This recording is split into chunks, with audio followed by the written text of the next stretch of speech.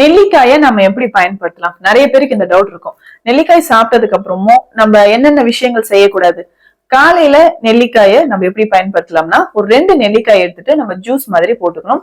அந்த ஜூஸை வடிகட்டாதீங்க. நெல்லிக்காய் நல்லா அரைச்சிட்டு அந்த அப்படியே ஜூஸை டம்ளர்ல எடுத்துக்கோங்க. கொஞ்சமா புதினா இலைகளும் சேர்த்துக்கலாம்.